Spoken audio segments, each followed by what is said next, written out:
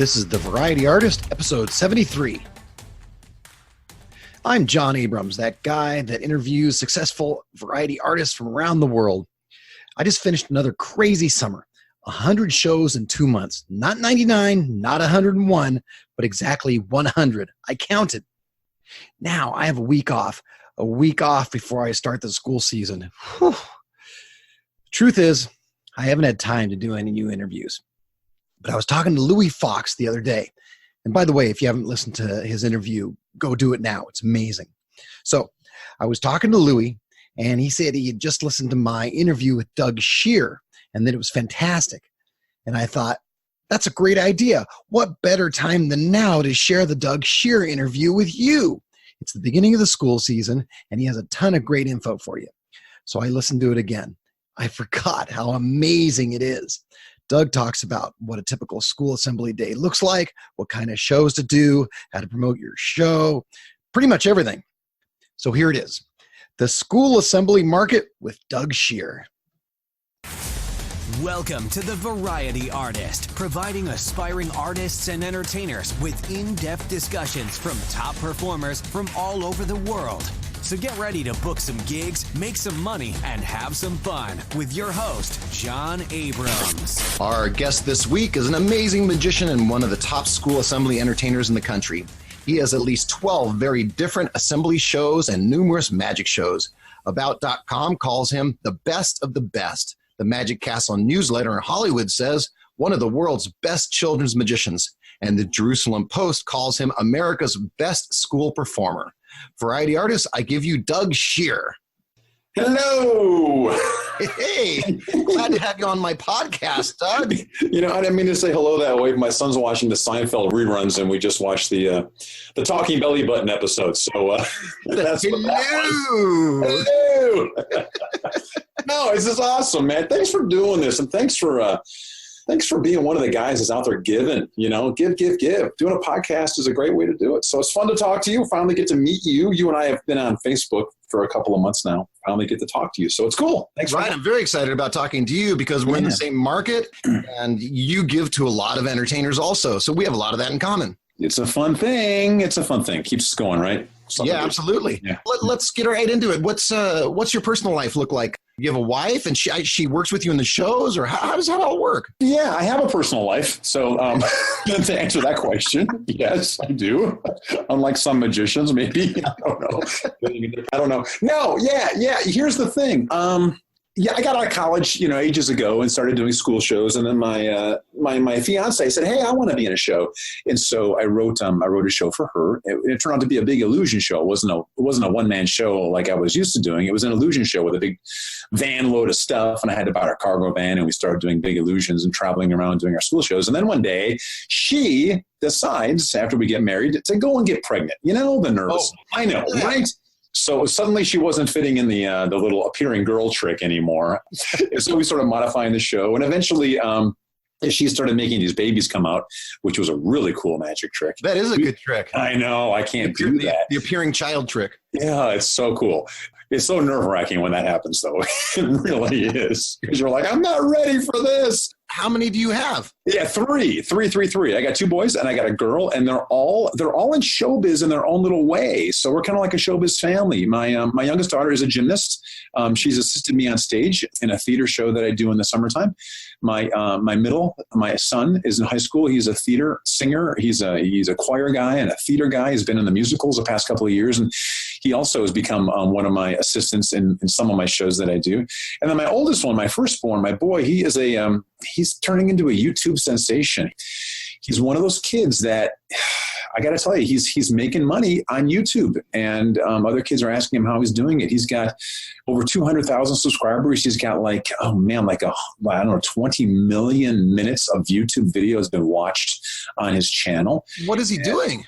It's crazy, and we can talk about this, but you and I both know to be successful in something, you got to be in a niche market. You got to find your little niche, and the more you focus, the more successful you can be. Yep. When he was a little kid, he used to love playing games. We'd go to Walmart. When he was a baby, we'd go to Walmart and sit on the Arctic Thunder, the electronic jet ski or snowmobile machine. And then we go and have a hot dog over in the cafe. And I think the people at Walmart started thinking we were poor because we were there like 3 nights a week. They started giving us free food. So we're eating dinner at Walmart. But he loved video games. And then he graduated to Chuck E. Cheese. And then one day he started making videos of himself winning games and claw machines. Claw machines, those crane games where you go into stuffed animal. Oh, yeah. He started winning those and videotaping them and started throwing them up on YouTube. And suddenly people started following him. And now he's got, I think, over 700 videos on YouTube. His channel's Carson Claus. His name is Carson, which is a funny story in itself. His name is very funny. Carson Claus. He's got a huge following, and kids love him. And he's got people all over the world sending him prizes, and of course he gets money off the advertising, and it's crazy. It's completely crazy. So he's got his own celebrity, and my other 2 kids are performers in their own right. My wife is actually an autism advocate. She speaks all around the world about biomedical approaches to treating kids with autism. So I'm incredibly proud of her. She's spoken in Maryland to not the CDC, but people who advise the CDC. Big stuff, big stuff. So that's pretty cool. So getting back to your question, yes, she has been my assistant in the past. She still is now that my kids are older and grown. In fact, tomorrow morning, we're dropping my daughter off at middle school, and then we're dragging the trailer out to do a couple of shows. So if my schedule fits her schedule, having her work with me is a fantastic thing. And if not, I've got a girl that I work with as an actress. I've had about 4 or 5 different assistants through the ages working in my school shows, but I finally hired a legitimate, real actress. This woman's done film, she's done commercials, she's done voiceover work, and what she brings to my shows now is unbelievable. Instead of going through the motions and delivering the lines, she's been able to develop some incredibly in-depth characters, and she basically steals the show now when she's on stage with me. And I hate her for it, and I love her for it, because she takes the show to a whole different level. So do a lot of your shows have 2 people in them? I've got 12 different shows. Let me think about this. 1, 2, 3, 4. 4 of my shows are bigger illusion shows. 5 of them. And then I've got 12 in all. 5 of them are a bigger program, a bigger illusion show. And we bring in a trailer. Not that, even though the show is bigger, it takes me just the same amount of time to set up. I can set up a show in 30 minutes regardless if it's an illusion show with a full backdrop and sounds that's in 5 different illusions, or if it's just me working out of a suitcase, because with 2 people working, it's a choreographed dance. When you set up a show, when you're doing it so often, it's a matter of economy of motion. If you're going that way, push this thing over there. It's that kind of thing. You know how that is. It all becomes something you can do while you're sleeping, but it becomes a matter of, with her, I can't talk to her. I can't tell her a story or talk to her while she's setting up, because she can't do 2 things at once. Oh. she'll hang the backdrops backwards, or she'll put them in the wrong order. I'm like, what are you doing? So we have a lot of fun. I like laughing. She's only been with me for 7 years now, and she's still messes things up when I try and talk to her. Yeah, after you do this for a long time, I know during shows I've been in the middle of a show and thought about, do I need to go pick up that milk on the way home, or bread, or what do I have to do in the middle of the show? I've thought about that.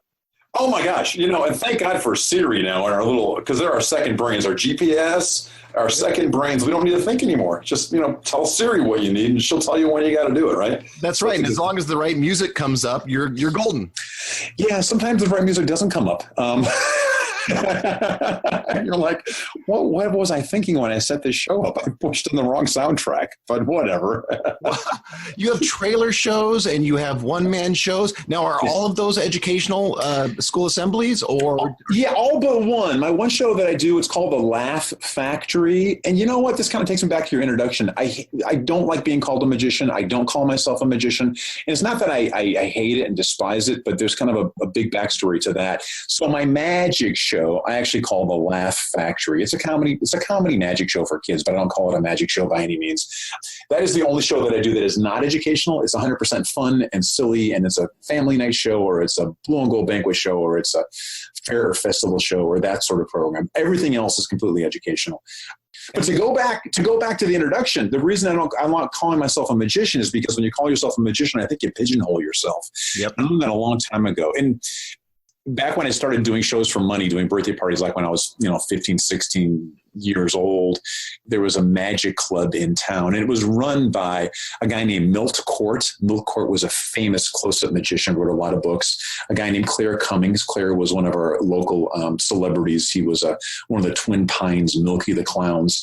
And Carol Fox, who was also a big name to the magician community. These guys were all my mentors. And they used to get together with us in a mall once a month or once every couple of months and teach us magic and tell us. And it wasn't magic they were teaching us. They were teaching us presentation. Milt Court gave me my first egg bag, and I didn't do anything with it. So I ended up giving one to Jeb Hobson, which is kind of funny. I should have done something with the egg bag. Hobson took it and made it his career. Right? Yeah. But I started looking at the guys around me. They all call themselves magicians. And I'm like, oh, man.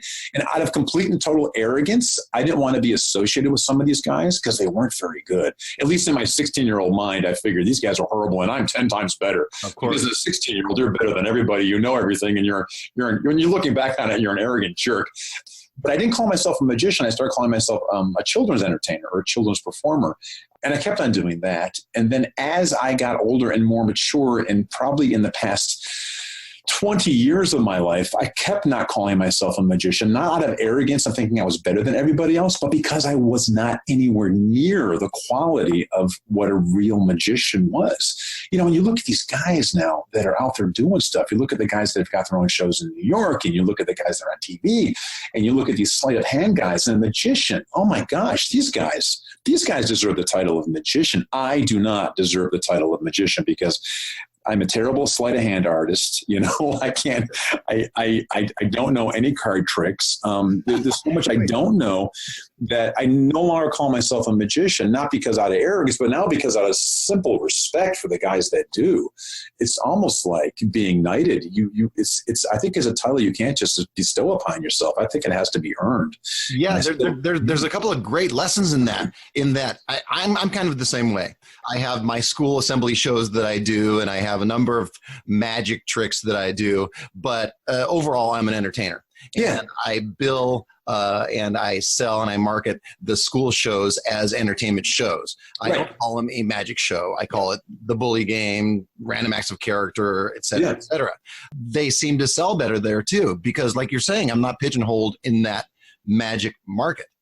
You're not lumped together with every other magician. Kind of a turning point when I started the school shows is I had my brochure and it said Scheer Magic Productions. My name is Scheer and I can do Scheer Magic Productions. That sounds so cool. That was my name. And I did my Uncle Sam, my history show for this particular elementary school, and the PTA mom was like all gushing over it and says, I want you to meet the principal. We want to book more of your shows. So she marches me into the principal's office. We sit down and she goes, this is Doug Scheer and this is his brochure. And he grabs the brochure and he looks at it and goes, oh, it's a magic show. We don't book magic shows because it says Scheer Magic Productions on top. And she goes, no. He just did one of the school shows for us and it was great. And there was some magic in it, but it wasn't a magic show. Nope. We don't want a magic show. We don't want a magic show. So I walked out of there thinking, what? What? This man didn't understand. What was he thinking? Well, he was picturing maybe a magic show that wasn't educational, or a magic show he saw that wasn't very entertaining, and he figured every magician was the same. And so from then on, I changed my name from Scheer Magic Productions to Scheer Genius Assembly Shows, just to kind of get away from that and fit closer to what maybe a client was looking for. Because you don't want to pigeonhole yourself. And if you don't call yourself a magician, you don't have to compete with all the magicians. And I got to tell you, there's some great magicians here in Detroit. There's guys that I just worship and admire. They're so funny and so witty and so talented and so skilled that I don't want to go up against them in terms of a job. So don't even include me because you're going to blow me away. I don't want to feel bad. Right, I'm with you. I live right outside of LA, and we have so many great magicians here. It's tough to compete in the magic world, but as an entertainer, it's a different story. Build your own world. When you're a school show guy, you can do anything you want to do. If you want to do a song or a dance or tap dance or something, you can, because you're not calling yourself a magician anymore. You're a school show performer, right? Right, and it's smart to do all those things because it's easier to sell the show. Yeah.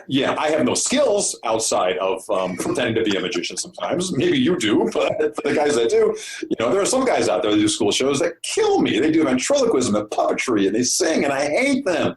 I hate them so much because they have talent. And I've been getting by my entire life on having no skill whatsoever. So that's my advantage. Me too. The secret. That's the secret to being a great school show performer is have no talent. Have no talent. Put something together and right. Exactly. So what was your first school show? What was the first one that you did? You know what's funny? Harry Blackstone Jr. came to town. It was 1986. I was up in college. I graduated 87, so I was a junior. And he came in town for the state of Michigan because it was the Michigan Sesquicentennial. And that means 150 years. So Michigan was 150 years old. So he came in town and said, hey, team of magicians. And they were like, maybe 10 of us. We were all dubbed the Sesquicentennial Magicians, and they gave us a flag that said Michigan Sesquicentennial, and your requirement of doing a magic show is to produce this flag sometime in your show, okay? So we were all given a couple malls around the country, high-profile gigs, maybe a couple fair festivals or fairs, but I did a couple of malls with the job, and I produced my little flag, and this teacher came up to me, and she said, hey, this was kind of cool. You did this little magic show about Michigan. Can you do a magic show about the Constitution? I go, well, yeah, but why would I do that? And she said, because next year is the 200th anniversary of the Constitution. It's been 200 years since the signing of the Constitution. She goes, and schools would go crazy over that because they teach that in schools. So the year I graduated from college, the timing was perfect. I put together this show called the Constitutional Conjuring Show, which is a horrible name. But I went into the schools doing this history show, which taught the kids all about the Constitution and what it meant, where it came from, the major events that led up to it, and what the different parts of the Constitution said.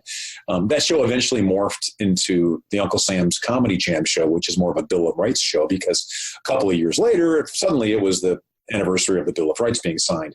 And that show I still do today. And so I wrote that show back in 1986, and here it is 2018, I think, 32 years later, if I did my math right. Yeah, and I'm still doing that show, which is crazy. In fact, that's a show, we'll talk more about that later. I franchise out now, and I've got a lot of guys around the country doing that. That's one of my particular shows I franchised out. So spreading the love. Talk about that. Tim Yannick's a friend of mine. I think he does that show out here, right? Yeah, Tim's one of those guys that I hate because Tim is so talented. He's the kind of guy, he can walk on stage and with his smile and his personality, he can entertain you without even lifting a finger. He's so good. Yeah, he was originally out of LA here and moved into Central California, I think. Yeah, he's up north of somewhere. I can't keep track of California. But yeah, he's north of you somewhere. Yeah. It's giant. Where are you out of? Me? Michigan. Yeah. Suburban Detroit. Yeah, suburban Detroit, which is good because, I'm 5 hours from Chicago. I'm 5 hours from Toronto. I'm 5 hours from Cincinnati. I'm 5 hours from Pittsburgh. In a quick, easy morning drive, I can get to any one of those locations and do a school show. Not that I want to. I want to stay home. I don't want to drive. You know how horrible, driving is. Thank goodness for podcasts, though, because now that makes the drive go a lot faster than it used to. That is the absolute truth. I mean, you say 5 hours. I live where I live because I'm 2 hours from San Diego, 2 hours from Riverside, 2 hours from 2 hours from South Bay. For me, 2 hours is a good radius. Oh, yeah, that's perfect. I don't want to go outside of 2 hours. I can if I need to. 2 hours to me is my, if I can stay within an hour, that's even better. Of course, you know that. Yeah, any more than 5 hours, it starts to be a little expensive, and I make my price accordingly.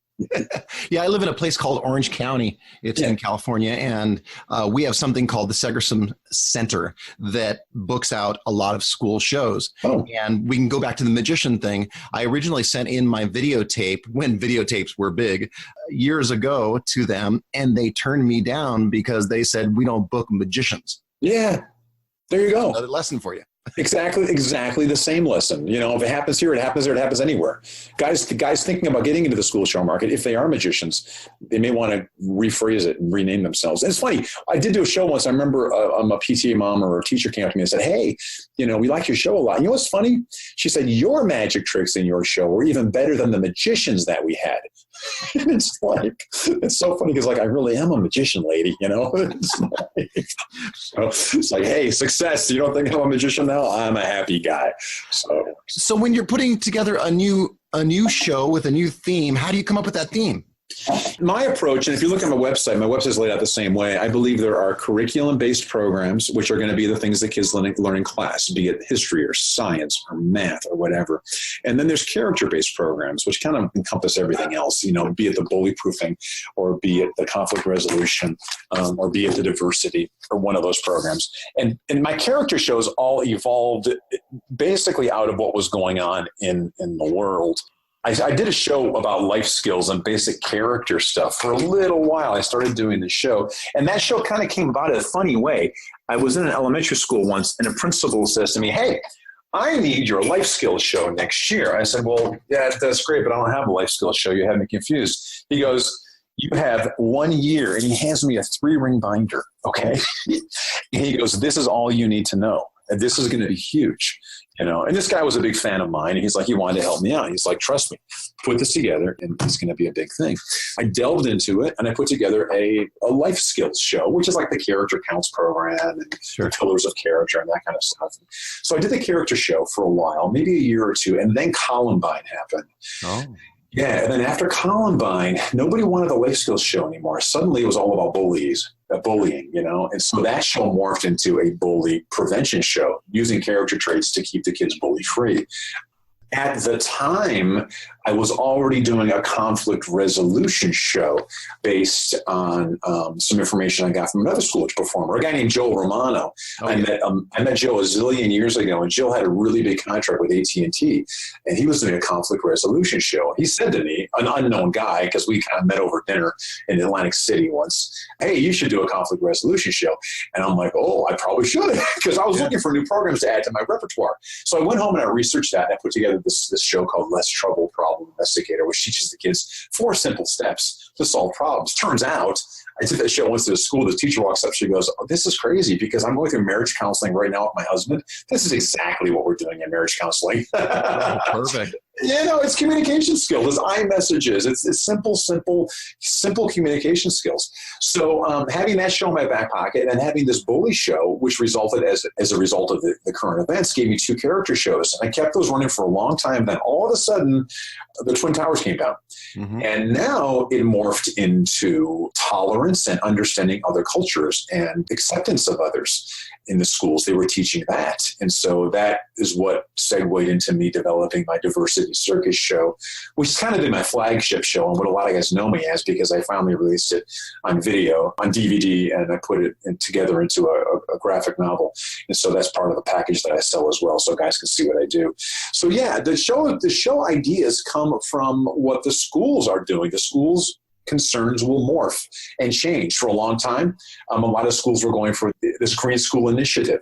There was money from the federal government saying, "Hey, you got to teach ecology and recycling and environmental sciences and that kind of stuff." And one of the components of that and getting the grant money was having an outside speaker come in, someone outside the school as a professional. They picked up, I started doing this environmental show for the schools. That actually was a show I had in my back pocket because when I got out of college, my college roommate turned out he was turned out to be a guy at Dow Chemical in the public relations department.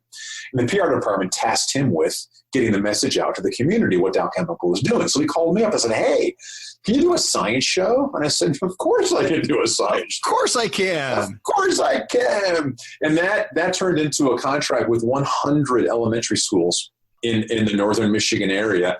And then eventually evolved into a show I took out on my own. I still do today, which is another one of my franchises. So we did that. So basically, what shows I do come out of the needs of the school. Now, there's always reading shows. Anybody who works in schools probably has a reading show of some sort because, March is reading month and there's Read Across America programs, and there's a lot of demand.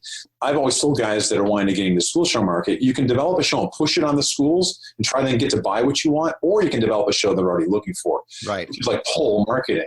If you have a product that they're looking for and suddenly they find out about you, it's an easy sell.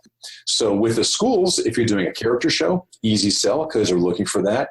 If you're doing a curriculum-based show that enhances and reinforces what they're teaching at school, maybe it's math, maybe it's fractions, maybe it's angles, maybe it's patterns or whatever it is. If that's all in your math show, the teachers get all excited because now you can bring in equipment and props, resources the teachers can't afford to bring in, and you can present it in a different way. And you're telling the kids the exact same thing they're hearing in class, but you know what it is. If you're a parent, you tell your kid 100 times to pick up their room or clean up the room. They don't do it until the aunt comes over and goes, "Hey, you should clean up your room." It's true. Even with me, I talk to 300 kids a day per assembly, 600 kids a day.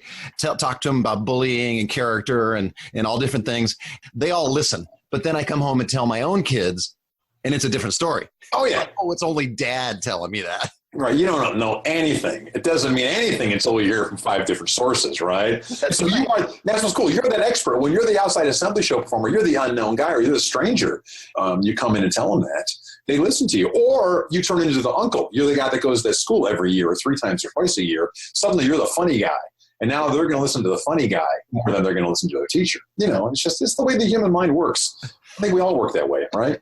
I think so. Yeah. It is easier to sell to somebody something that they already want. When I first started doing the bully game, I would go from school to school before I had that put together. And because I was doing my animal magic show, so I'd go from school to school and I would talk to the PTA person and the principal and ask them, what is it that I can bring to this school that they would enjoy, that they could learn something from, that the teachers aren't teaching right now? Yeah. And the answer at that time, 10, 12, 14 years ago was bullying, bullying, bullying. So I used what they said to create my show, and it was much easier to sell that way. They're happy to tell you. All you have to do is ask or find a teacher in your neighborhood. If you're thinking about putting together a school show, you can just go to that expert. They're the ones living it day in and day out and ask them, you've had assembly shows. What's good? What's bad? What do you guys want? What's there too much of? What can I do for you? And there's always something on the horizon. I'm getting requests for shows about manners. Can you do a show on manners? Because kids don't know how to say please or thank you. You really? What a surprise. That's interesting. And it's kind of true. It is true. It's absolutely true. One of my pet peeves is people not saying goodbye on the phone. I'm going to finish this podcast by just slamming my computer shut. How's that sound? Yeah, that's it. Right. Thanks for joining me. Click. Right, exactly. Well, just, when I go to CVS and I buy a stick of gum, just say thank you, lady. Just say thank you. Don't hand me my receipt and my change and look at me, okay? Come in. Talk about pet peeves. Really? Just say thank you. Yeah. Thank you for being a customer. Thank you for coming in. Thank you. Have a nice day. Anything, right? Ugh. It's like a lost art nowadays. Don't get me fired up. I'll talk about pet peeves all day long. Don't put the dollars in my hand before you put the change because it slips onto the ground at Walmart or at McDonald's, right? Oh, sorry. Really? You're sorry? And then you're in the drive-thru. You have to open the door. Right. For like 11 cents. You're not going to do it. Right. You know that kid. You know that kid's going out there and cleaning up at the end of the day. I made $8 a quarter. So, wow, look at this. It's a conspiracy, man. They're all against us. I'm telling you. That's why they put the change in your hand that way. Exactly. I know. It's a conspiracy. It's all planned out, right? All right. So back to school shows. What does a school day look like for you? Or what does a day look like going to school shows look like for you? Dragging my butt out of bed at 6 a.m. That is the toughest part. I gotta tell you. Gosh, right? Yeah. You're lucky if you get to sleep until 6 a.m. Oh yeah, you're right. Absolutely. Well, yeah. And you have kids, you gotta make them lunches and throw them on the bus or shoot them out the door or something. But no, it's a matter of getting up in the morning, double checking the computer to make sure I didn't get any emails or text messages overnight saying, "Oh my gosh, our school is flooded, we're closed," or checking the weather. Being in Michigan, schools are closed for the most ridiculous reasons in the wintertime. Double checking that always, regardless of what the weather is. Even if it's a beautiful sunny day outside, a school could be closed for some reason. And the PTA mom or the teacher didn't take your cell phone home, so she has no idea how to get a hold of you. Mm-hmm. So I always do that first. And then always the night before, my van or my trailer is loaded up and either hitched up or ready to go with a full tank of gas, because last thing I want to do is be late then have to get gas. So there's always gas in the car on the way home. Yeah, and then it's off to a school. I arrive to a school about 45 minutes ahead of time. Always check into the office, get the loading instructions, have the custodian make sure they have what you need, and then the first show or the second show, and then it's off to lunch somewhere. And it used to be, I used to do 10 schools a week consistently. That's before the economy fell apart. But now I'll find myself with an afternoon off here or there. I don't mind that so much. Now that I'm older, it's like I don't mind it so much. I'll go home, I'll sweep the deck, I'll mow the lawn, I'll do some emails. Because it really is the big stressful thing about being a school show performer is you're doing everything on your own. Unless you can hire an office assistant, it's a matter of getting back and replying to those emails or doing it. My office is typically in my car, on my laptop. I'm stealing McDonald's Wi-Fi in their parking lot, or using my phone to just make those confirmation calls or call people back or email people back and try and book the additional shows. Yeah, and then it's off to a second show, typically in the afternoon, and then it's a drive home. The best thing about being a school show performer is if you're working locally, you're going to be home before your kids are off the bus. Yeah. with their homework. That's what I did when my kids were growing up. Yeah. And you know what? And I think that's what morphs a lot of guys into being a school show performer, because we've done everything. You've done it all too. You've done the corporate stuff. You've done the adult banquets and the birthday parties and stuff. Yep. You get tired of working on weekends when you have kids. You want to be home for them. Right. In fact, on my podcast, the episode 0, I talk about that exact thing, because I was doing so many birthday parties that I was away from my kids for the entire weekend. Yeah. So that's when I started doing school assemblies, because I thought to myself, well, shoot, I'll be home by noon or 1 if I just do shows in the morning. And even if I do shows in the afternoon, I'm still home by 4 or 5 at the latest. And honestly, if you want to work, you do educational shows, because Monday through Friday is a lot longer of a time period and more time slots to fill than, Saturday and Sunday. You make more money doing school shows than you do birthday parties. Yeah, absolutely. And you can make a great living doing nothing but birthday parties and restaurants and stuff. I got a bunch of friends that do. They're great, and they enjoy it. This is their lifestyle. They like Monday through Friday off, or they work evenings working at a restaurant or something, and then their birthday parties kick in on a Saturday, and do 3 or 4 birthday parties consistently on a weekend. They're super happy. But it's all about a lifestyle choice. And I think that's a big thing. When you get into this business, what kind of lifestyle do you want to have? Right. There's really no glamour in sitting in airports, flying around the world. And, I see some of these guys on Facebook all the time going, here I am at the airport again. They're world famous magicians. They won all the biggest prizes that we can bestow on these guys. And they're living out of airports, and they have a family and a wife and kid. It's like, oh man, congratulations to you, but that's not the kind of lifestyle I really was looking forward to living. Yeah, I wanted to be home with my kids. Yeah. Period. Yeah. So that's why I made the big change. Exactly. And you know what? It's funny. You do it too. Sometimes you go into a performance art center and stuff, and the kids are in the theaters, and they're beautiful arenas, and they're gorgeous, and the sound is perfect, and the acoustics are perfect. But honest to God, I would rather work with 400 kids smashed shoulder to shoulder on a gym floor any day than a big, beautiful auditorium filled with people.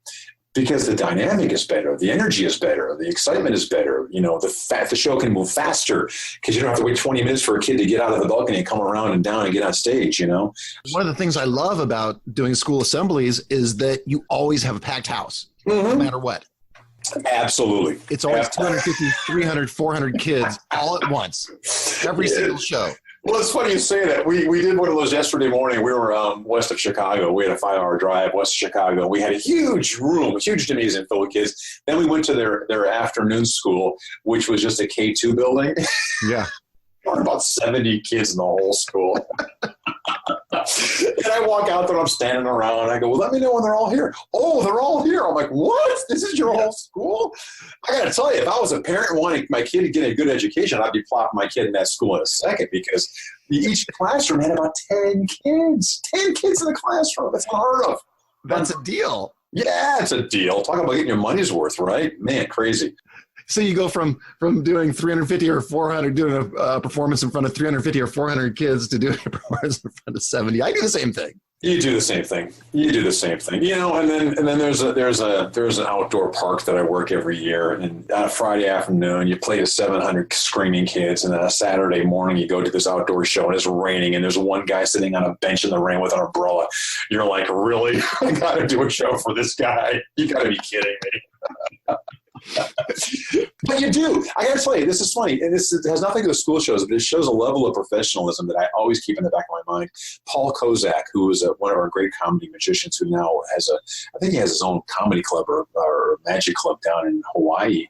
He wrote an article for Genie Magazine once, and he was talking about how he was working in Atlantic City.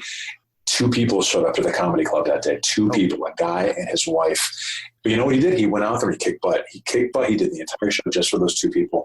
And they came up to him afterwards and said, thank you so much. And I forget the story. It was either some tragic story and they were together alone, or they just got married, and I don't know what it was. But either way, Paul doing his show for the couple, which he easily could have canceled and said, forget it, we're not doing this, go home, made such a huge impression on that couple. And they were so incredibly grateful and so incredibly thankful, that it stuck with Paul the rest of his life. And it sticks with me, too, having to hear that story. Because you don't know who these people are in your audience. You don't know where they came from or what they're going through. And maybe they need a laugh, or maybe they need some education, or maybe they need something. And you're the guy who's there to give them that escapism for a couple of moments. So you can walk out and be grumpy. There's only 20 kids here. This stinks. I'm not doing this library ever again. Blah, blah, blah, blah, blah. No, we show up and do our best, because you don't know how it's going to affect that person either. If you're excited about your show and you're excited about what you're doing, even if it's 2 or 3 people in the audience, they're going to get excited too. And you don't know how they're going to be affected later on in life either. You don't know. And that's the mark of a real professional, right? I mean, you can do a great show for 700 people, but the real mark of being a real pro is going out there and kicking butt 100% for 2 people. I just did a podcast with Dan Chan. He's an amazing magician out of Northern California, and he has his own theater there. And sometimes that theater is packed and sometimes it's not. Some of the best shows are the ones where it's 2 or 3 or 4 or 5 or 6 people in the audience. Yeah. Because it's almost like a private show with just him. Yeah. I mean, think about how important that is to those people. Well, and you get to connect with people on a different level because no longer, and I tell friends of mine this, I kind of coach and mentor some of the guys in town, the young guys. I go, you got to go from performing. You got to get beyond performing. When you're a performer, people don't want to watch you perform.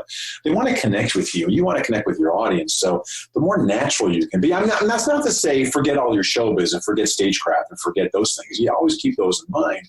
But when you're going out there and delivering a script and it sounds like a canned script, it just doesn't connect the way it could. With an audience of 2, you can't go out there and be, Mr. Ringmaster, big performer guy. You're going to automatically change. I think that's a great thing to strive for. If you're having fun on stage and people see you're having fun on stage and you're being natural on stage, it goes back to the old Carol Burnett show. Remember when Tim Conway and Harvey Korman would go into their show and their script and they would break each other up? Oh, yeah. I start laughing. Memorable moments, right? And honestly, if any listeners are under 45 years old and have no idea who I'm talking about, just go on YouTube and look at Harvey Korman and Tim Conway, Carol Burnett show, and you will see these guys literally cracked each other up, and they were crying. And that's the stuff, as an audience, we remember the most. They weren't performing. They were just having fun and being natural, and there was a human level of connection there, which was great. So great. Yeah. Those are the ones they play over and over again, the ones where they're cracking each other up, not the ones that went perfectly. No, because you know what? Here's the thing. You cannot write perfection. You cannot write it. You can't sit down on your computer and write a perfect show. You have to perform it. You have to get out there and do it. Because what makes people laugh, what's fun, what's effective, what's not. I can't tell you how many times I've practiced something in my living room or in my bedroom and then gone and performed it. And the things that I think are hilarious fall flat. And the things that I think are just flat and just move on to the next point, they're hilarious to the audience. Oh, hilarious. And you keep those in. Suddenly you're like, oh my gosh, this stays in. And that's how you develop a show. Because you could not have sat behind your computer in your desk in your house and wrote that. It had to happen. And that's how these shows evolve. And that's how they get so good. Yeah. But it's an improvisational exercise too, which they teach actors. You know this, you were an actor. Yep. It's the yes, and. If you're doing improv with somebody, you never negate what they say. You say yes, or you agree to it, and then you build on it. That's a lesson I think all performers need too. If a kid gets on stage or an adult gets on stage or anyone, something happens in the show, you can say no to it, bring it to a screeching, awkward halt, or you can say, yeah, sure, and just roll with the punches and see where it takes you. I love when those crazy things happen with the kids. It used to, when I first started doing this, it used to bug me when a kid would come up and not do what I had in my mind. That would right. Yeah. But then as I matured and as I got older and realized that those are the little gems that we ask for. We should use those. Yeah. They're little gifts that someone is giving us. Your job now is to make those little gifts recreated in every show naturally. If you can. If you can. Well, I'm big into stage cueing. I'm big into telling kids what to say. And I'm big into letting kids deliver the funny lines. For instance, in my reading show, we have a problem on stage, and I tell the kids, oh my gosh, I've got a problem. Oh my gosh, what do you do when you have a problem? What is something you can do? And the kids, the line they're all thinking in their head is, well, you go to the library, ask the librarian. Oh. So I turn and I look at the kid, I go, what would you do? And she's on stage with me, and she says, I watch Dr. Phil. Oh, which makes the teachers basically wet their pants and spit drink out of their nose. And I actually had that happen one day, and I almost wet myself. And I'm like, now that's part of the show. Now I just tell the kid, that's what you say. But she threw me for a loop but she was serious. Because she goes home every day and Mom's got Dr. Phil on at 4 p.m. It's so funny. So yeah, you take those gems and you savor them and you stretch them and you massage them and you make them part of your show. That's what I've done. In fact, I think the kids have written more of my shows than I have. Every time.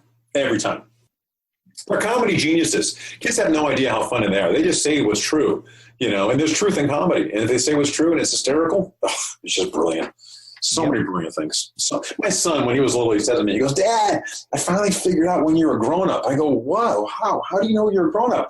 You're a grown-up, Dad, because you grow when you get up. Oh. I'm like, oh my God. That's perfect.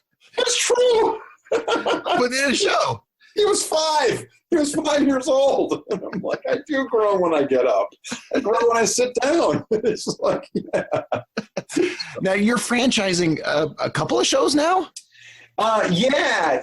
When I was doing the show for Dow Chemical, and I was doing what was called the Mysteries of Science back then, and it's evolved to the Wacky Science Show, I always had a dream of kind of going, gosh, I wonder if I can spread this out. I wonder if I can get guys doing this show for me. How can I possibly continue to make money on this show if I get multiple units out there doing the show?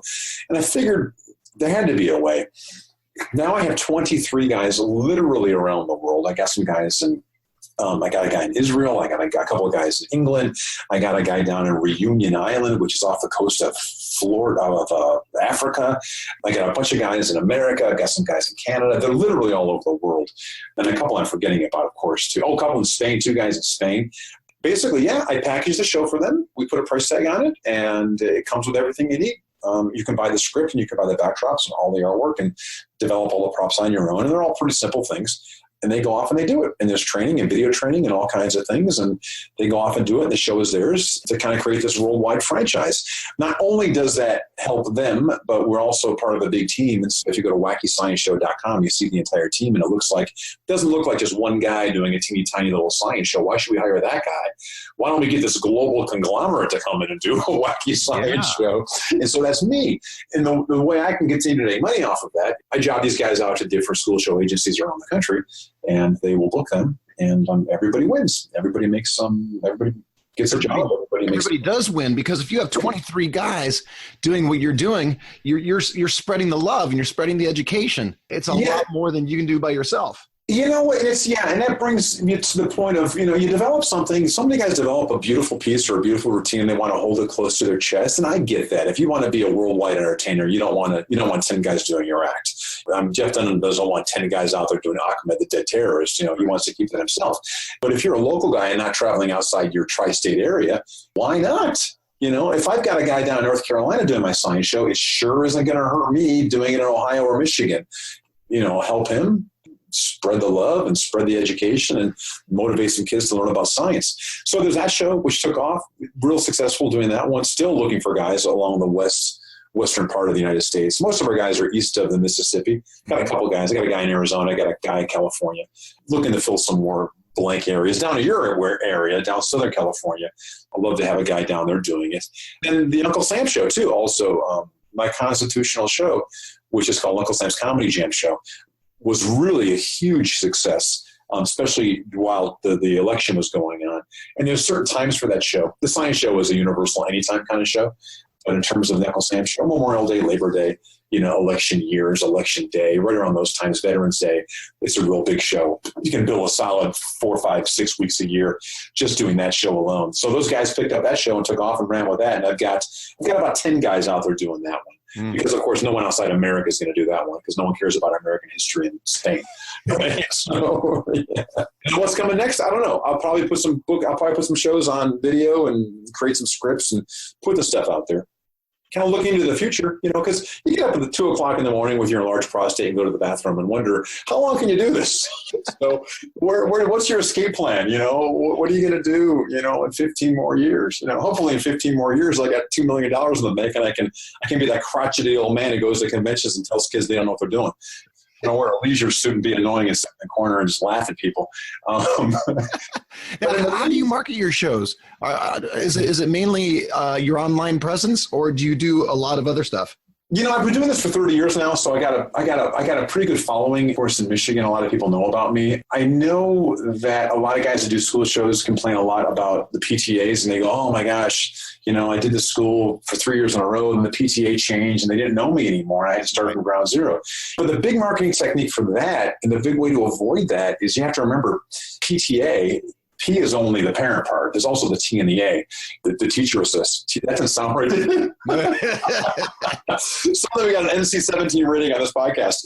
You get the T, okay? The T part is what we're talking about, which are the teachers. Parents might be the front people out there when you do the assembly show. You walk in the door, they're the ones that agree you to get the check and everything. But the parents aren't operating on their own. There's teachers out there who are part of the PTA who are also a part of charge of making the decisions for the assembly shows. And the teachers are the ones that stay at the school for 10, 15, 20, 30 years. Right. So if you can get in with those teachers, when the new PTA mom comes on board, she has no idea what she's doing. Or some PTA dad walks in, what's an assembly show? What do I do? Well, we love John Abrams. We love Doug Scheer. We love this guy. Here's his brochure, or give him a call, or here's his website. If you can stay in contact with the teacher aspect of the PTA, you're in good shape. My show this morning, the principal says to me, hey, Doug, I'm retiring. I'm retiring in three months. I'll be done by the end of July. I'll be out of here. After I wrap things up, he's like, I'm like, oh my God. And I felt bad. I got a picture of him, and he's been hiring me for 25 years. Oh my. Principal in an elementary school, 25 years, and I'm like, pass it on. Please pass it on. And during my show today, at the end, I finally said to the teacher, said, hey, I've been coming here for 25 years, teachers. You guys know me. Please keep inviting me back. Leadership is changing. It's up to you to call me back next year, because the principal is always the guy booking the assembly show. Hopefully, the teachers take the helm on that next year, and they remember me and bring me back. So in terms of marketing, it's making those connections, not just with the people who book you, but with the people who are watching it, because every one of those adults who's sitting in that room during a school show could be a person in power with a checkbook or a decision. You got to reach them too. They got to know who you are. Right. I get a lot of calls from a PTA person saying, oh, well, we polled all the teachers and all the teachers like this particular show. Yeah. So we have to call you for that. That's why they call you. Yep. Mm-hmm. Yep. I've had teachers say to me, or principal or parents say to me, hey, we took all the brochures we got in the mail, we spread them on the table, and then we got 3 kids in, and we said, what show do you guys want to see? I'm like, what? That's not a very scientific way of doing it. I mean, thank God they pulled out my brochure, but it's just like I feel bad for every other great entertainer that got kicked to the curb because their brochure wasn't as colorful or something, Right, or maybe they hadn't been to that school before. Right. All right. Well, let's get into our fan questions, because every time I interview somebody new, I put on my Facebook that you can ask me to ask them questions, and here you go. So you have a ton of fan questions. First, Eric Sharp, who I interviewed a couple weeks ago, says snazzy suit. Yeah. It's not really a question, but he said that. All right. So let's get into the questions. Okay. Leif David, a Dynamite Family magician out of Canada, asks a bunch of different questions. Some of them we've already gone over. What's the process for keeping in touch with existing customers? Yeah, remember I told you about those guys that I hate? Well, Leif is one of the guys that I hate. He has great promotional material. Oh my God! Does he or what? Bro, that's reason number 1 you can hate him, okay? Holy moly. He's young, he's very talented, and he's a good-looking kid. And so he's got all those things working against him in terms of me liking him very much. But yeah, he's a talented kid. I've seen his videos. He shared a couple with me. He does a good job. His question was, how do I keep in touch with existing customers? Yeah. Yeah, well, I think guys, people are getting away from direct mail, and I think that's a mistake. And I think they get away from direct mail because it's expensive and it's easier to say goodbye to direct mail and kick that to the curb. I think it's a mix of everything. And not only do you have to have your website, and I believe I don't know much about SEO. I don't know much about Google AdWords or any of those things. In fact, I don't run any Google AdWords right now. I've got a buddy of mine who's like, oh my gosh, you have to do this. So my summer job is to figure out what that's all about. I'm getting my website's been optimized. I built a new website a couple of years ago. And doing a website on your own is a wonderful thing, but you're probably not going to do it to its best capabilities. So you have to hire a pro because they know all the website you see is the wallpaper on the house, but if they didn't put those studs every 16 inches apart, that website's not going to work for you. You know what I mean? Yeah, I do. So that's where those professionals come in. So it's a mix of a lot of little things, at the end of every year, I contact my existing schools. I say, hey, thanks again for having me. We're setting up for next year. September's going to be big, and I've got these character shows, which are great for kicking off the school year. You have to tell the people what your show is good for. Well, we could do a science show in September. Well, you could, but wouldn't it be better to do a character show or a conflict resolution show or a diversity show to kind of set the mood for the school year and explain to the kids it's a loving and warm environment. We're all going to get along. Oh, that's a good idea. Great idea. And we can do a science show later on in the year. Exactly. Yeah. Book 2, you get a discount, right? Yeah. Yeah. So I think that's key. You can't just slap a brochure in front of them and say, here, pick a show. You got to tell them what show is good for when. And because you're the expert, you're the professional, they're looking for advice. So I think that's a good technique. Of course, being in touch with you. Every guy you ever talk to about business will say keeping a customer is easier than getting a customer. And that's the truth. So if you can keep those customers, or you contact your PTAs at the end of coming in May. Hey, are you doing the assemblies next year? If not, who is? I send that exact email. Yeah. Yeah. And then at least you put a bug in their bonnet. You may not be ready, but here's who I am and here's what I do. And please keep me in mind. Can I contact you again in September? Right. You know? I send that email. And if they send, a lot of times they will send something back saying, oh, I'm not in charge next year. Here is the person that's in charge of assemblies next year. Thank you. They just handed you a check. They really did. Right, exactly. That new person. Yeah. Yeah. And I will use your name saying I contacted, so now you're not just some random guy. Julie Smith said I should contact you. Oh, I know Julie. Right. And she asked, how was Doug last year? Right. Yeah. Right. Leif also asked, what are some examples of how you modify material based on age of audience? Because I know you have, a lot of times there will be 2 or 3 different assemblies at the same school. One will be K through 2nd or 3rd, and then the second one will be 3rd through 5th or 4th through 6th.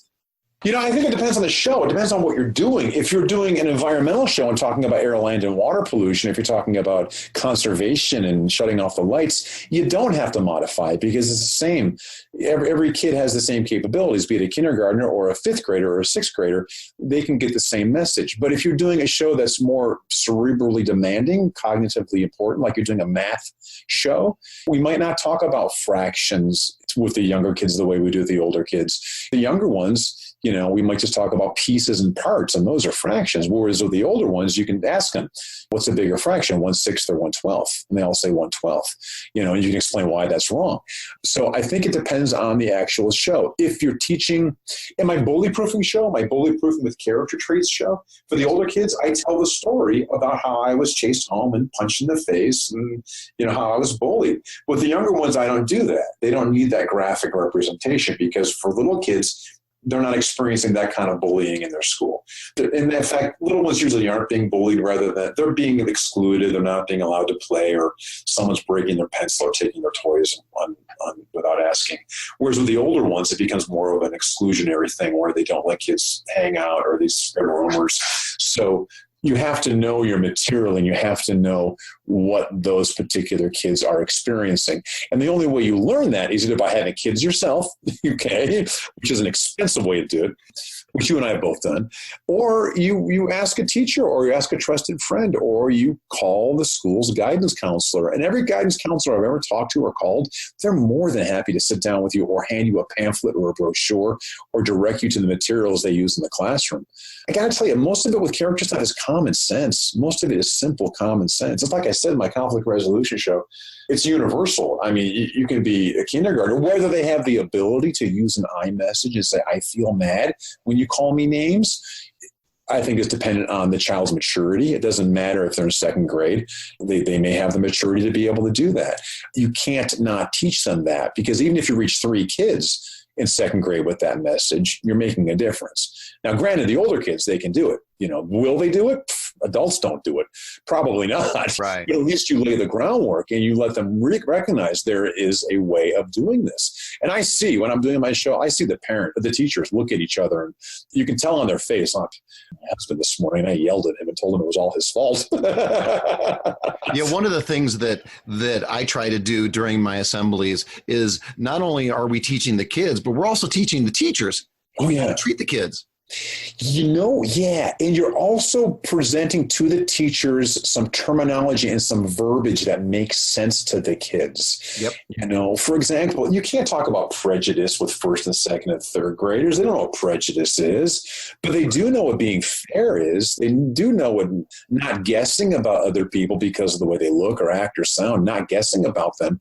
But that's basically the definition of what prejudice is. We guess about people because of the color of their skin and where they're from. Right. But we don't use the word prejudice prejudice and diversity circus show. It'd be stupid to use that word because children don't use that word. Right. Yes, only adults do. It's an adult word. Not to get on a soapbox, but the word tolerance. I hate the word tolerance. We want you to teach tolerance. Oh, okay. I'm just going to tolerate everybody, even though they're going to irritate me. Don't get me started on tolerance. I know, right? It's like, come on, teachers. God bless them. They got the hardest job in the world. And I got to tell you, I have more respect for an elementary school teacher than any other career on the face of this earth. It's getting harder and harder with more and more issues that kids are having these days. And they're trying the best. But sometimes they kind of miss the point. They miss the boat when it comes to speaking to kids on a level they understand. Sure. You know? It's got to be a hard job, though. I mean, I've never done it myself, but they have 6 hours with the kids. We have 45 minutes and all the bells and whistles, and it's much easier for us. Oh, yeah. It's a shorter period of time. You know, and that kind of brings it to a point where I met a magician once. I met a magician at a magic convention, and he was a school show guy. And he says, yeah, you know what I do? I do 2 tricks with an educational message. And I tell the kids, hey, you were really good for those 2 tricks. Let me give you a reward. Let me just do a trick now that has no message whatsoever. And I'm like, what? What? Were your 2 tricks that you did so miserable you have to reward them? You know, you're doing something wrong. You hit the nail on the head. You have 45 minutes with these kids. And if every message, everything you do in the show should be driving towards your message, reinforcing your message, driving the plot of your show forward, or you're reinforcing something the teachers have said, or reinforcing something you said. The guys that I do a couple of educational messages in my school show, but you only have 45 minutes. That's not a lot of time. Yeah. You know, there's so much you have to cover. Why would you waste 6 minutes just doing a sucker trick or something that's just going to get the kids screaming and yelling for no apparent reason? And you might as well put the lesson in that sucker trick. You could. Oh, yeah, you could. Easy. You just as easily could. I have a real big pet peeve against the guys that do sucker tricks in schools. Not that I never have. I do on my Halloween show. From an adult's point of view, and while you're getting the kids worked up, if they're sitting there watching you turn this piece of cardboard around, they're kind of going, oh my God, I could have done that. You know, I could have made this kid scream and yell. They don't understand the nuance of what it takes to properly present a sucker trick. But from their point of view, they see the simplicity of it. And all they do is go, oh my God, I'm getting a headache. These kids are yelling. I wish he would stop doing that. So I try to avoid those at all costs because you don't want the teachers walking out of there going, yeah, it was a great show, but there was one point where he gave me a headache. You know, you don't want that. All right. So David Scale, a terrific magician and hypnotist out of Southern California, he asks, we'll get back to our fan questions. I know we can go on and on and on. I love talking to you, Doug. Next, just go spend all week. I got till 2:30. Let's go. All right. Oh, okay, here we go. Who do you target your market to at a school? So, meaning what grades do I target it to, or who do I market to? I think he's talking about, like, if you're sending a mail piece, do you send it to the PTA president, the principal? Who is it? It's both. You can do both. Here's a sneaky marketing trick that I have done. Every September I do this. I put a fake name on I do bulk mail, but I put a fake name on the front of every envelope. So it says Corrine Johnson. Attention, Corrine Johnson, so-and-so elementary school. And it says PTA after Corrine Johnson's name. Typically, junk mail will go in the garbage unless it has a name on it. Well, Corrine Johnson is not someone who exists in that school, but guess what? The secretary doesn't know that because it's brand new. It's September. Maybe Corrine Johnson is a new mom that she hasn't met yet. I better put this in the PTA mailbox because it says PTA. Okay? So instead of going in the garbage or actually having to have a legitimate name on that envelope, it goes into the PTA mailbox. So that goes there. The PTA has a set budget. Typically, they don't get their budget, though, until maybe mid-October after they started their first fundraiser and had some money come in. But the principal typically has money, too, whether it's grant money through a Title I or some kind of budget he or she has. So typically, the September shows that I book are usually booked through the principal over the summer, because they're trying to start the school year off and they got some money to spend. But then as the school year progresses on in, it's typically the PTA or the PTO or the PTEIO or whatever name they have that will book you. For reading month, most of the time, I would say probably 60 to 70% of the time, that falls on the lap of the media specialists. So if you're doing a reading show for Read Across America or March is Reading Month, you want to target those people. It's funny, with the economy changing and the money, people being tighter and tighter, I used to market and book a whole year in advance. Now, if I market like in January, I'm marketing for my merch shows about 2 months in advance because people hold the money close to their chest and they're not ready to spend it yet. Yeah, I found that too. In fact, I think it was February this year, I started to panic because I was looking at my May and I was thinking, oh, I don't have very many shows booked in May. And then all of a sudden they started coming in March and in April. Earlier this month, I've been booking tons of shows for May. Yeah. Go figure, right? But I think that's what it is. People are afraid to spend their money like they used to. It used to be, let's book them all in September. We'll book 6 assembly shows. We'll get all the money spent in September, then we're done with it. Not anymore. They hold it closer to their chest. So in terms of marketing, it's constant. It's a constant contact. It really is. It's a great name for a company because you have to be in constant contact with them. And if you tell them, hey, listen, election month is coming up. It's November. Take my American history show. Great for November. Or April is actually Earth Day, so you can do your environmental show then. I'll even go so far as making up a month. Hey, did you know that May is math month? Oh, it is? Yeah, you better book my math show. I read that somewhere. Oh, that's great. Why not, right? They don't know. I don't know. They don't care. They're going to enjoy the show. Everyone's happy. Who cares, right? You got to know what you're talking about. Right. It's fine. They're just going to believe you. Right. Or they'll go to your website and go, hey, May is math month. Doug Scheer says so, and so is his website. It must be true. And they're going to put it on their calendar. They're going to share it with all the other schools in the county. Exactly. That also brings it to the point of, I think in May is Teacher Appreciation Week, which is a gold mine for assembly show performers, because the best way to appreciate a teacher is not to invite them on stage during the assembly show, which I have been requested to do. Hey, it's Teacher Appreciation Week. We thought it'd be fun if you come in and pick nothing but teachers for your assembly show. Yeah. I go, really? Your teachers are going to hate you. Okay. Yeah. How about this? How about you bring me in? I will do a 45-minute for an hour show, and you treat the teachers to coffee and donuts and crumpets in the break room for an hour. Oh my God, that's a great idea. Yeah, give them time off, okay? Much better idea. So you'll book a whole week of teacher appreciation shows and the teachers aren't there. And then bring in some parents to stand guard. And of course, you always ask for that. Don't throw a bunch of kids in me with no supervision. Bring in some parent volunteers. Let them sit in the audience. As long as there's some adult supervision, the kids are going to behave better because they know, right? Right. Yeah. Does that answer that question? I think that does. Okay, good. All right. So David Scale also asks, how do you market a variety of shows while still presenting yourself as a specialist? You're a specialist in the school market. Well, yeah, I think you become the go-to assembly guy. You don't become the go-to math guy or the go-to, memory game show guy. You become the go-to school show guy. And I've had people call me, hey, Doug, we're looking for a show about the Olympics. Do you have one? Nope, sorry, can't help you there. But I know a guy who does jump roping. Maybe he'll fit. Oh, yeah, that's a great idea. And I tell people that too. I say, listen, Doug, we had an assembly show. It was this guy and he was horrible. Oh, we'll never have him again. And I'm like, look, if you want to book an assembly show that's not me, I get it. You're cheating on me. I can handle that. Okay. But call me up because I know most of these guys and I'll tell you what I know about them. I'm not going to throw anybody into the bus, but I'll tell you if they work a lot or if they don't work a lot. And that should tell you enough. What was the question? What are we talking about?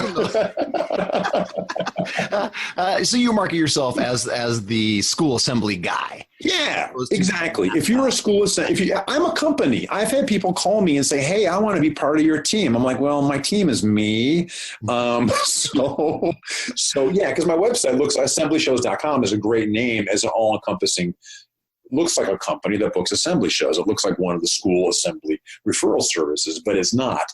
But if I am the guy who does school shows and I've got a whole variety of them, hey, let's just call Doug and see what he has, if he has something about this. And if I don't, I'll pass it on to someone who does. Right? Right. One of the tricks that I do is if it's a brand new school and they've never seen me before and they hire me for a particular show, whatever it is, that week, in fact, I make an announcement during the show in a funny kind of John way, that I do other shows and here's what I offer. And this. Oh, yeah. So that way, by the end, usually the PTA person will ask me, oh, you have this show that you talked about? Oh, can we bring that in next month? Oh, yeah, of course you can. Oh, that's critically important. You definitely have to say that because if you're the animal guy doing magic, why would they think you have a bully show? They would have no idea you have a bully show. You're the animal guy. Exactly. You take that opportunity to pitch everything you do, and you do it in a way that doesn't look like a sales pitch. I always do it by saying, hey, kids, you were so much fun. I love coming here today, and I really want to come back. In fact, if I do come back, guess what? I don't have to bring this show. I can bring my math show, my science show, my diversity show, or something completely different. So when I see you again, you'll see a whole new show. Do you guys want to do that? Yeah. Then listen, when we leave the assembly today, we have to be nice and quiet, blah, blah, blah, blah, right? So the teachers want to have assemblies again, and maybe I'll see you again in the future. What? Do you have more shows? Yeah. I used to be so bold as to say to the teachers, hey, listen, I'm on the road doing shows all the time, but I don't want to be on the road. I want to be home. I'm close to home today. So please, if you like my show, grab one of my brochures that are on this table over here and give it to your friends and colleagues at other schools. I'd love to be able to visit with them too. I think it's pretty bold. I don't do that all the time. I guess I kind of read the audience and feel it out. I'm way bold at the end of the show. At the end of the show, I say, hey, kids, you guys all had fun. Everybody, yeah, we had fun. Okay, here's what you do. You're going to go back to class today. You're going to go back to class and be all radical and crazy and say, oh, I saw a snake, I saw a chinchilla, blah, blah, blah. Don't do that. Because if you go back to class and you're all radical and crazy, they will not invite you back. And I have all sorts of other shows that I can bring to your school. I have something called The Bully Game. It's a very famous show that I know you guys all love. If you want to come back, this is what you do. Go back to your class, talk in your quietest voices. Remember everything we talked about in the show, then maybe, just maybe they'll invite you back. If that sounds good, everybody whisper, that sounds good. Everybody goes, that sounds good. Yeah, that's perfect. And the teachers love you for that. They love you for that. Absolutely. And I pitched other shows. Yeah, exactly. Yeah. You snuck in. They know what you're doing. Of course. They laugh. They look at each other and they laugh as I'm doing this. Hey, nothing wrong with that. All right. So Tim Cate, who's an entertainer out of Illinois. Tim's one of my guys. Tim's got my Uncle Sam show. Yeah, I know Tim. Oh, does he really? Yeah, Tim's a good guy. Yep. Well, here you go. He asked a question on my Facebook. What are your favorite resources when writing an assembly? For example, how do you know if the way you're teaching conflict resolution, for example, is the same way the school does? You know, the resources are there. All you have to do is ask for them. If you want to develop a show on how to properly spread cream cheese on a bagel, you can ask a teacher, hey, do you have any books on that? What do you guys use as your resources? Because they'll hand you the stuff. They will. And you know what? Here's the thing about schools. It changes, but the methods don't change, just the vocabulary changes. So my conflict resolution show is based on something called the debug system, which came out a zillion years ago. They don't use the debug system anymore. By name, they use other programs, and it's the same stuff. Because what happens is these teachers or principals retire, and they write a program, and they take what's existing, and they change all the verbiage in it, and they re-release it and make a fortune. So now all you have to do is keep teaching the exact same thing, but maybe we don't say witness anymore in a bully situation. Maybe now we say bystander, right? Or maybe we say upstander, depending on what the district is using. So when I go into a school, I'll typically ask them, hey, are you guys focusing on anything in particular with these character traits that you see on my backdrop? Oh, yeah, it's Respect Week. You know what? I'm going to focus my show today on how this show ties into respect. And I'm doing the same show, but whenever I have a chance to improvise and add something to it, showing how this is respectful or this is not respectful, I will do that. And I think that's the big key. Teaching to the way the teachers are teaching simply means using the same verbiage they're using, because you don't want to confuse the kids. Some schools don't even want to say bully anymore because, we're naming a kid something, Oh, yeah. Troublemaker, whatever, or someone who's acting like a bully, or if you could please say someone who's exhibiting bullying behavior, we'd appreciate that more than saying bully. Can you do that? Yeah, I guess. I'll try. I've gotten that too. My show is actually called The Bully Game, and I've gotten calls from folks saying, "Can you not use the word bully in your show?" And I'm like, "It's called The Bully Game, and it's on the backdrop. It's on all of my material. It's on everything." Well, one of the little tricks that I use when changing verbiage in my show is I go to the California Department of Education website. Oh, yeah. I don't know if they have one in Michigan, but I imagine every state has one. Oh, yeah. And, yeah, they do. Yeah. And I just look up the verbiage that they're using, because chances are the verbiage they're using is the same verbiage that the teachers need to use. Exactly. It's exactly what it is. Yep. Yeah, it's a great resource. That's a great idea. It's a simple, easy way to do it. Don't have to ask for a book or anything. It's all right there spelled out for you. All right, so Annie Banani. You know Annie Banani, right? I hate Annie Banani. Annie Banani lives near me. Annie's great. She's so sweet. Yeah. She is great. For those of you that don't know out there, she's an amazing balloon artist. She has a balloon show out of Southern California here. She asks, what kind of classroom materials have you found the teachers like best? They like the stuff they don't have to look at. I've noticed that too. You know, the only time I ever give away an instruction sheet is a take-home thing for the kids to reinforce what we taught. You know, whether it's a coloring sheet that has the 4 steps of the conflict resolution method, or it's my math sheet, which is, hey, Xerox this off and send it home with the kids, which will give them, you know, it'll reinforce the little puzzles, games, and tricks that we showed. That's what they want. The teachers are so overwhelmed and inundated with things that I don't find it necessary. I have only once, I think, in my 32-year career ever been asked for any kind of teacher resources. For my Uncle Sam show, we have a sheet that goes to the teachers ahead of time that says, hey, we do it for Uncle Sam for a particular reason.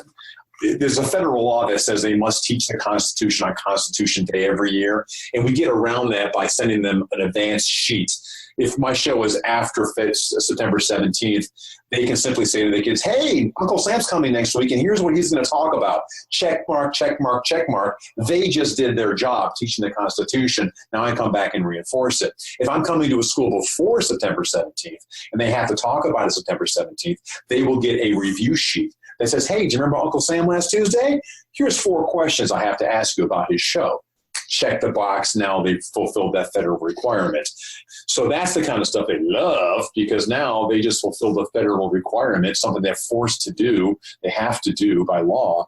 And that review sheet has 4 simple, fun questions on it that they can ask the kids, and they click that off. But in terms of packets, I've seen some guys present packets and information. It's on their website. You can download it. I'd like to talk to the guys who actually get that used a lot. I like to see, because I don't know much about it. Honestly, I can't answer that question. There is a disconnect between the PTA or whoever's booking the show and the teachers sometimes. Because sometimes what will happen is I give a whole package, a teacher's guide and this and that. The PTA loves that. They say, oh my gosh, your show comes with the show plus the teacher's guide plus a coloring sheet plus a word search. It comes with all of these different things. They like that. The PTA likes that. And I know for a fact that most of that stuff doesn't get used by the teachers or the students. No, they don't. You're right. It's a great selling point, isn't it, though? It's a really good reinforcing. Hey, I do this beyond so-and-so. I do this. He doesn't do that. Book me. So maybe it's a good thing to put. Hey, speaking of Annie Banani, she was in town last summer, and she and I went to the Hitsville Museum in downtown Detroit, which is where Motown started. So my invitation to any of you guys out there listening, if you ever come to Detroit or Michigan area, hook me up. I got places I want to show you. So yeah, it'll be fun. All right. Yeah. I will do that if I come out. Oh, yeah. Oh, my gosh. We got this place called Marvin's Mechanical Museum.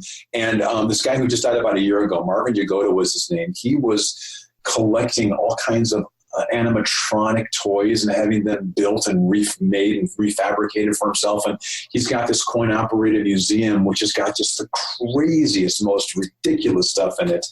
He took some original posters from magicians, which are worth thousands and thousands of dollars, and he basically ruined them by putting his name Marvin on them. And they're hanging on the wall. And you got everybody who comes there, David Williamson was there, David Copperfield was there, Lance Burke has been there. Anyone who comes through town who we're talking about magicians now, of course, but anybody who loves showbiz would love this museum. And it's only about 5 miles from my house. That'll be fun.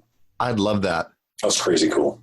You can look it up on web. Just type in Marvin's Marvelous Mechanical Museum, and you'll find all kinds of documentaries and stories and news features. He's been featured around the world in like CBS Good Morning and all these TV shows. Cool stuff. You'll see all about it. Annie Banani also asks, or actually, this goes back to your wife at the very beginning of this podcast. Mm-hmm. She says, I would love for you to mention the resources you have about working with special needs kids. Oh, that's nice. Yeah, my wife and I spoke years ago at Cadabra, and Stan Allen saw us talk there, and he said, hey, can you write me an article for my magazine? I said, yeah, sure. So we wrote an article for Magic Magazine on working with special needs kids on stage. It is on every one of the School Show Performer. It's on every one of the Facebook groups that I belong to. You can find it at Surplus Magic Exchange. You can find it on the School Show Performer website. In fact, I invite anybody out here who's not part of the School Show Performer Facebook page to please send a join request. We'd love to have you on there if you're interested in doing school shows. It's a page that I mod. Chad Chesmark set it up. Chad's a Disney magician, does an incredible job. I hate him too. So good. I posted the file on those Facebook groups. You can find the file. Go to the file section. You will find that PDF. If not, just go to my website, DougScheer.com. You can find it there too. Okay. And you have a number of different products out. What do you have going on there? I wrote a book called Entertaining Education. I call it a comprehensive guide to creating and performing educational school shows. And it's a 100-page book. It's not really thick, but it's got a lot of information inside there about how to develop an educational show, how to develop educational routines, how to make your show better, not by adding magic tricks, but by delving into the ideas of plot and subplot and character development and running gags and that kind of stuff through a show. Most magic shows, most school shows, and most shows I've seen in terms of the magic or music or the variety arts don't really have a storyline. A lot of the times it's just one song, another song, or I'll juggle this, I'll juggle that, I'll juggle this. Chef Anton, who's a pool hustler / magician, who's well known in the LA area, wrote an article for Genie Magazine probably 20 years ago. He talked about this juggler, an imaginary juggler who had a ladder, and he kept approaching the ladder and he put it down. And eventually we learned throughout his juggling performance that his goal was to be able to stand on the top of this ladder and perform a juggling stunt, but he's always been afraid to do it. He promised his dad he would do it, but his dad died. He's never done it. He's afraid to go towards it. He's building this whole thing up, okay? So finally, at the end of the show, when he jumps up on this ladder and climbs the top and juggles, people are crying and they're cheering. He's doing it for his dad. And that's a big, sappy story, but oh my God, talk about taking your juggling show to the next level. Now you've given it a theme, a storyline, and a plot. There's a beginning, a middle, and an end, and people go nuts. And I talk about that. I talk about trying to add context to your show in terms of not just doing magic tricks, but also adding something to it, be it a subplot, being a theme to a show. Not only can you have a theme show, I mean, I can give you more examples I do for my show, but instead of just having 1, 2, 3, 4, 5, 6, 10 tricks or 10 effects or 10 lessons that we learn, there's actually a text that weaves the entire show together. So at the beginning, we learn this, and at the end, it resolves this way. We talk about that in the book. So Entertaining Education has got that along with 16 of my scripts from my shows. There's also links to, there's a password secure website you can go to and you can watch my performance of those actual scripts. Oh. And then we dive into other aspects of performing, as well as the special needs article is in that book too. And that also comes with a copy of my Diversity Circus DVD, which is my entire school show. And we took the DVD and we turned it into a graphic novel. So that's something I sell when I do my shows. Back of room for a family night. Kids get to take home a comic book of one of my shows. You know, it's the old, remember, like you watch Star Trek and then you go in the bookstore back in 1978 and there'd be a comic book of Luke Skywalker and there were actual photographs from the movie. You'd be able to read the Star Wars story by looking at these photographs. And my goal was to take one of my school shows and turn that into that. So I turned it into a photographic graphic novel. So you can see pictures throughout the show. And then, of course, you can read the show, too. So that it comes with that package. And then I have some other props and gags for performers. I've got a headless, what they call a corn silk. It's a muscle man. You drape it in front of the kid, and the kid looks like he's standing behind a muscle man cutout. And then I've got a new product called Punctuation Pandemonium, which is direct from my reading show, which is a take on Victor Borge's phonetic punctuation, but it uses volunteers on stage with a completely different story. We took quotation marks and punctuation marks and commas and periods and turned them into emojis. And we use those in the show and in that particular effect. It's a comedy routine that teaches the kids about punctuation. And that's available. That's a nice long routine, right? It is. It's probably about a 6-minute routine. And it not only reinforces a message, but it's filled with laughs nonstop from the very beginning to the very end. So if someone were to get that, it's a great, not only is it a good routine, but it would be a good lesson in how to put together a routine. Yeah, probably so. I took what was existing. I took what Victor Borge did with his particular routine called phonetic punctuation, and you can watch that on YouTube too. And I thought, oh my gosh, I actually met him backstage after I won a prize for a radio station. I talked to him about this, and I explained that in the book. And he's like, I don't know how you'll ever do this for kids, but good luck if you ever do. And he kind of gave me permission. He ended up doing it on Zoom, which is one of the TV kids shows years ago. which died flat, I think, because he did it not in front of a live audience, but in front of just a camera. It was funny for the viewers watching at home, but seeing it live on stage bring tears to your eyes. And then I just took it to another 3 more levels beyond that. Not to say that I could improve on his genius. I just took it to a different market. I took it to a children's market instead of an adult market, and I adapted it accordingly. Is that a different website than your Assembly website? Yeah, my AssemblyShows.com website is my school show site, but DougScheer.com is my products for performers page. All right, how about one book or 2 books, a couple of books, and then we'll let you go. Yeah, couple of books. There is a book. This guy, Jerry Weintraub, was a movie producer in his later years, but he was also like one of the personal managers for not only Elvis Presley, but Frank Sinatra and John Denver and all those guys. And it's basically his life story. He talks about how he found John Denver in a little bar in Greenwich Village and turned him into a star. He talks about Elvis Presley. There's some great stories in there. Elvis hired him and said, "Listen, kid, your job is to make sure I never play to an empty seat." They ended up selling a matinee show in conjunction with an evening sold-out show. But the matinee show was only sold about 3/4. And there are all these empty seats the day of the show. Jerry goes into how he solved that problem and how he guaranteed that Elvis played only to a packed house with not an empty seat in the place. He talks about stories about Frank Sinatra. But it's a really cool book in terms of looking at business and the mindset behind a personal manager and how you can become a star. And there's a lot of lessons in that book, which are fantastic. Along with that book, more business-minded people. Wait, what is that book called? Oh, I'm sorry. It's called "You'll Know I'm Dead When I Stop Talking." Okay. You'll know I'm dead when I stop talking. Jerry Weintraub. Got it. He was the guy who produced The Karate Kid, Ocean's 11, those kinds of things. He worked with Brad Pitt and George Clooney and that entire gang of people later in life. He just died about a couple years ago, so he stopped talking finally. You'll know I'm dead when I stop talking is the name of the book. He's dead now, sadly, because, man, boy, that guy's had some great stories. Such a good book. Howie Mandel's biography, by the way. If you ever want to read about a guy who lived through, oh, my gosh, Howie Mandel's biography is fantastic. So funny, too. So is it called something, or is it just Howie Mandel's biography? And it's called Don't Touch Me, I think. He tells a story about how he was hired to work in an orgy. Oh. And then literally during downtime, at this orgy downtime, he got up there and did a stand-up comedy to give everybody a break. Oh, you gotta be Martin kidding. has a great biography too, and because I live in Orange County, he grew up here and worked at Knott's Berry Farm, kind of right down the street from where I live. Oh yeah. So it's a great read because all the places that he mentions are right around here. That is so cool. Steve Martin, of course, is one of our heroes, all of our heroes, right? I hope so. Yeah. Can I mention one more book? Please. A guy named Chris Voss, V-O-S-S.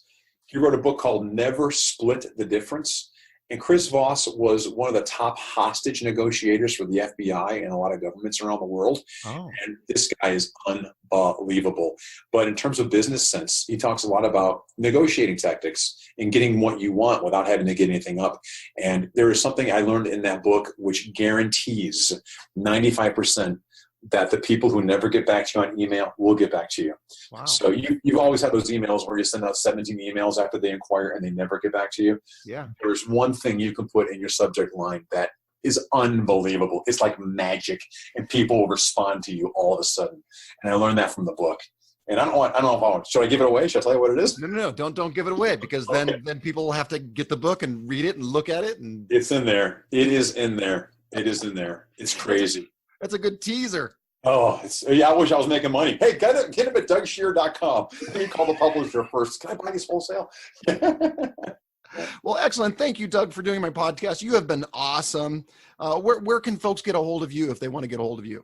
You'll find me on the School Show Facebook page. I'm always there, School Show Performers. There's 2 School Show Performer Facebook pages. Join the one that's got the bigger audience. The other one came along a little while later, and that's not us. But also, find me on Facebook. Friend me on Facebook. Just Doug Scheer. AssemblyShows is my Facebook business page. I'm on Twitter. Sometimes on Twitter there. You can send me an email through my website, DougScheer.com, if you want to get a hold of me. And if you want to do school assemblies, go on Doug's Facebook page, because there's all sorts of questions and answers. Doug's on there all the time. I'm on there all the time. There are professionals on that page all the time answering any question. I never told you my horror stories. I got all kinds of horror stories. You know what? Before I let you go, then give me some. Give me a horror story. I used to work the auto show. I spent 18 years working the auto shows for Chevrolet. That's how I developed my ability to write a message into magic, because if you got to talk about the 18 cup holes in the Chevy Lumina APV, you got to make it entertaining. There's no better place to learn but that. So it's like, oh my God, I got to do what? Why do people care about 18 cup holders? What a stupid thing. Real quick, we were on these big, beautiful, multi-million-dollar displays and incredibly expensive stuff. And there's a big turntable, and there's a beautiful girl, and I'm up there doing my magic tricks. And they put me on this turntable one day. And I kept my stuff in the trunk of the vehicle. And I think it was just a small Suburban or something. And I'd pop open the hatch, and I'd pull my stuff out, set my magic show up, and I would do it. And I would turn the turntable on, and the car would go spinning behind me. Well, I forgot to close the hatch one day on the Suburban. It was a Tahoe. It was a Chevy Tahoe, I remember now. I'm doing my show. I just started doing a couple lines, gathering a crowd. People are crowding around. And I hear this whining, whirring noise, and the crowd's looking above my head. There's an explosion. Kabam! Oh. The tailgate got stuck on one of the scene pieces, the set pieces, and it kept pressing until the back glass blew out right behind me. And there's glass trickling down on my head as I'm trying to start my magic show. It was this huge explosion. It was that temper. It's a safety glass, so nobody got hurt, right? People are thinking, wow, that guy's amazing. That's amazing. He just blew out that back window on that Tahoe. How cool was that? So there's that. And there's the time I made the kid cry by burning his shoe. We've had those experiences and stuff. Oh, yeah. I actually, it's fun. Make a real short story. Get a kid up on stage, take off his shoes, stick it in a box. Yep. The box starts smoking. The shoe comes out. It's all burnt to a crisp. It's a magic trick that we do. And we use that in our problem solving show. How are we going to solve this problem? Well, the kid busts down crying, bawling his eyes out, bawling, inconsolable. So I say to my wife, we got to abort, get the shoe out here. We got to give this kid's shoe back. We're going to go back. So we end the trick. He's happy. He goes back to his seat. Teacher comes up afterwards and goes, yeah. That kid you picked and burned his shoe, his house burned down about 6 months ago. He escaped with nothing but the clothing on his back. And then you get him on stage and you burn his shoe. Oh, no. I'm like, oh, my God. I'm like, that's the best story ever. What are the odds of that happening, right? That's unbelievable. It is unbelievable. You couldn't make this up. There's 400 kids in a school, and he's the one I choose to burn his shoe. What are the odds of that happening? You picked the right one. I picked the right one. Yeah, teacher was laughing about it. It became a big joke. It was hysterical. But the poor kid's probably hates magicians to this day. I think sometimes we get lucky. I can't tell you how many times that I've picked some kid from the audience, and it happens to be the PTA person, the person that hires me's kid. Not just you, huh? Okay, it happens to me too. Oh my God, that's crazy. Yeah. There's 300 or 400 kids out there. I don't know how it happens. It does. It's some kind of psychic weird. There's some kind of ether out there, and we're drawn to those kids for some reason. I don't know what it is. It happens all the time. All right, well, I'll let you go, Doug, because I know you have another show coming up this afternoon. I do, and I'm not going to say goodbye. Okay, we'll just keep on talking until the microphones fall off. It's always a pleasure, man. Thanks. Thank you, sir. I appreciate all of your time, and thanks to all my variety artists out there. If you found this podcast valuable, tell a friend. That's how we can spread the word. Feel free to reach me at john@thevarietyartist.com or join my Facebook group at The Variety Artist. On Twitter, I am at The Variety Artists with no T at the end because it didn't have room. Or visit my website at www.thevarietyartist.com. Do we still have to say www? I don't think we do that. Now we say http:// Yeah, that's what you said. Thevarietyartist.com. All right, now everybody go out and book those gigs, make some money, and have some fun. Thanks a lot, Doug. You bet. Take care. Take care. Bye. That's all for this episode of The Variety Artist, but your journey continues on our website. Go to thevarietyartist.com for more strategies, insight, and resources, as well as show notes on today's guest to assist you in your career. We'll see you on the next episode of The Variety Artist. But until then, go out and book those gigs, make some money, and have some fun.